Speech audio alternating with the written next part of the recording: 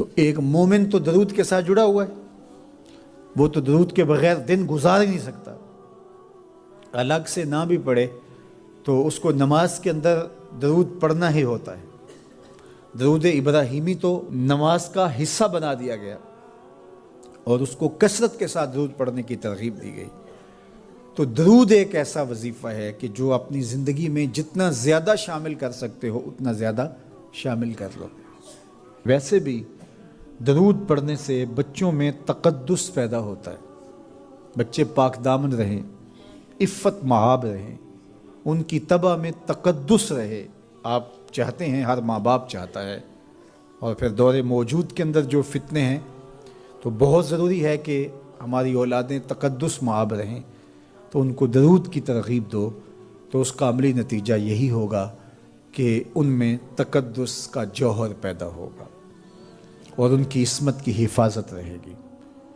اور درود شریف پڑھنے والے بچے اور درود شریف نہ پڑھنے والے بچے دونوں کی عادات میں فرق ہوتا ہے۔ درود پڑھنے والوں کی طبع میں رقت، لطافت، نرمی، محبت، شفقت جیسے جذبات پیدا ہوتے ہیں۔ یہ درود شریف کا عملی نتیجہ ہے۔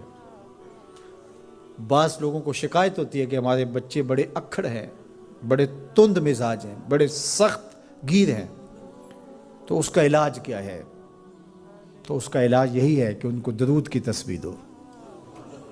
درود اکڑ توڑ دیتا ہے، طبیعت کی تندی نکال دیتا ہے، طبائع کی تلخیاں ختم کر دیتا ہے، محمد عربی کے نام کی مٹھاس پیدا کر دیتا ہے۔ حضور کا نام شہد سے میٹھا ہے، دل آویز ہے، کھنڈ میں اتنی مٹھاس نہیں ہے، شکر اور گڑ میں اتنی مٹھاس نہیں ہے، شہد میں اتنی مٹھاس نہیں ہے، قند اور نبات میں اتنی مٹھاس نہیں ہے جتنی نام محمد میں رکھی گئی۔ ان کا نام لبوں پر آئے، میٹھا میٹھا منہ ہو جائے، ان کے بول بہاروں جیسے اور اصحاب ستاروں جیسے، ان سا پیارا اور نہ کوئی، ان سے بچھڑ کے لکڑی روئی، جب وہ سیر کو جایا کرتے سر پہ بادل سایا کرتے۔ میرے شہر کے ایک پنجابی شاعر ہیں، انہوں نے تو قلم ہی توڑ دیا نا، تینوں سینے دی میں ٹھنڈ آکھاں، اگر آپ کا ذوق ہو تو، تینوں سینے دی میں ٹھنڈ آکھاں، شہد گلاب تے کھنڈ آکھاں، تینوں نبیاں دا میں لاڑا آکھاں، تیرے ہجر دے وچ میں ہاڑا آکھاں۔ تو ان کا نام ہی میٹھا ہے، دل آویز ہے۔ تو درود غصہ ختم کرتا ہے، طبیعت کی تلخی اور تندی مٹا دیتا ہے، اکھڑ پن ختم کرتا ہے۔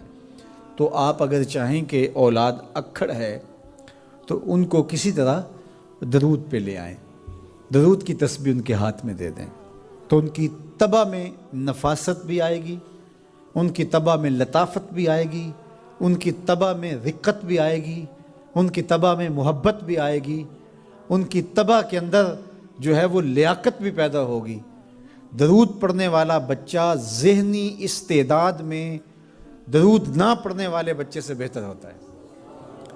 یہ بھی آپ تجربہ کر کے دیکھ لیں، دو بچے برابر ذہنی استعداد رکھتے ہوں اور ان میں سے ایک بچہ درود پڑھتا ہو اور ایک درود نہ پڑھتا ہو، تو درود پڑھنے والا بچہ آگے ہوگا۔ یہ درود کی برکتیں ہیں، یہ درود کی رحمتیں ہیں۔ تو درود کثرت سے پڑھنا اپنی اولاد کو سکھائیں گے۔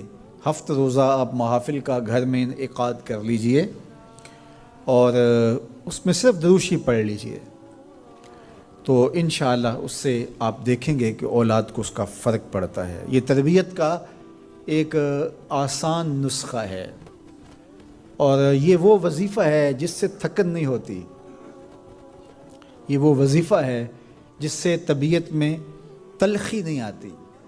کہتے ہیں وظیفہ میں نے پڑھا ہے تو وظیفہ پڑھتے پڑھتے میری طبیعت میں یہ ہو گیا ہے، وہ بعض کہتے ہیں وظیفہ الٹ پڑ گیا ہے۔ بڑے وظیفے الٹ پڑھ سکتے ہیں لیکن درود الٹ نہیں پڑھتا، درود ہے ہی سیدھا، یہ الٹوں کو بھی سیدھا کر دیتا ہے۔ تو درود پڑھیں اور یہ منہ بھی میٹھا رکھے گا، یہ دل بھی ٹھنڈا رکھے گا، یہ دنیا بھی ٹھنڈی رکھے گا اور آخرت بھی ٹھنڈی کر دے گا۔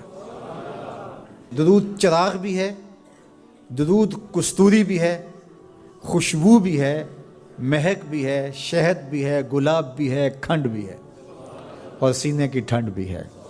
تو درود اپنی طبع کے اندر اچھی طرح سے راسخ کر لیں اور اپنی اولادوں کی طبع میں اس کو راسخ کریں۔ اس سے آپ عملاً دیکھیں گے، میں سالوں کی بات نہیں کرتا، اشروں مہینوں کے اندر آپ فرق پڑتا دیکھیں گے۔ میرے اور آپ کے آقا و مولا نے ارشاد فرمایا، قیامت کے دن میرے سب سے قریب وہ ہوگا جو کثرت سے میرے اوپر درود پڑھنے والا ہوگا۔ تو یہ حضور کی قربت کا ضامن ہے درود۔ تو اس لیے اپنی اولاد کو حضور علیہ السلام پر درود پڑھنے کی ترغیب دو۔ بچپن میں ہی اپنے گھر کے اندر مجالس درود قائم کرو۔ روزانہ کی بنیاد پہ ہو تو بہت اچھا، نہیں تو ہر 8 دن کے بعد ایک دن ضرور متعین کر لیا جائے۔ جمعۃ المبارک کے دن کثرت کے ساتھ درود پڑھنے کی ترغیب دی گئی ہے، اور فرمایا اس دن فرشتے حاضر ہوتے ہیں۔ صلی اللہ